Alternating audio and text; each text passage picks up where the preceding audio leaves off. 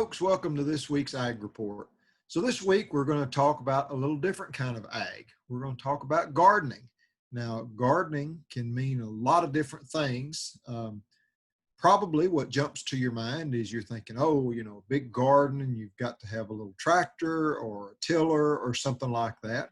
Well, that is true, but that's not the case always. You can garden in many different ways. So we're going to talk a little bit about some of the different variations. So you have raised bed gardens. A lot of folks like to do those. Some of the reason they like those is because they're a little easier access. Maybe you have trouble bending over or stooping or crawling around.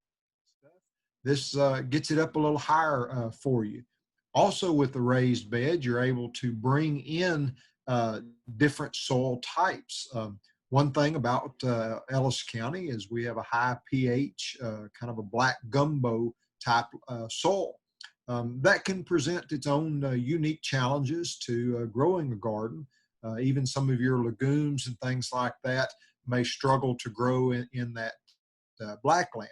So whether you're doing a raised bed or just a flat broke kind of garden, you probably want to try and bring in some peat moss or something like that, some manure, different things to kind of mellow out that ground a little bit and give you a little better seed bed to plant into. So we have raised bed gardens, you have your traditional gardens. You can, have little flower pot gardens on your patio. Maybe you live in an apartment or a duplex or something like that. You can have window box little gardens. Really, the kind of the point or the gist of it is, with the pandemic and all that kind of stuff, maybe you take some joy in growing things or gardening. So it can be kind of a de-stress thing to you. Maybe you enjoy a certain type of vegetable. Maybe it's, hard to come by or something like that, or it's seasonal and you don't get it too much. Well, maybe you can grow that for yourself. Or maybe you can grow your vegetables and things for your own family. Save trips to the store. Maybe the store has been out of them because of shipping issues and things like that. So whatever reason that you're choosing to grow a garden, and a garden of whatever size, shape that you would like to do. There are many places around Ellis County that can assist you with seeds, with soil, with different fertilizers, different insecticides if you have bugs in there. Whatever you might be looking for, we would encourage you to shop around at some of your local feed stores, your local garden centers, things like that, and reach out to those folks that kind of have a little bit of a specialty in our ground around here. Like I say, our ground is a little unique, so you want to kind of do your homework on what it is that you're planting versus our soil type, and make sure that they're compatible. Now, ideally, most folks, will plant their gardens late wintertime, early spring, something like that.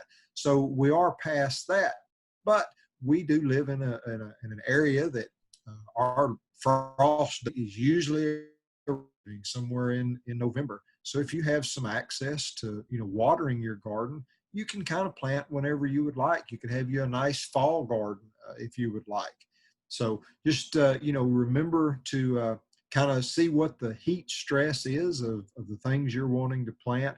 Because even though you can add some water come, late July, August, when it, creeps up to 100 degrees in direct sun, stuff like that.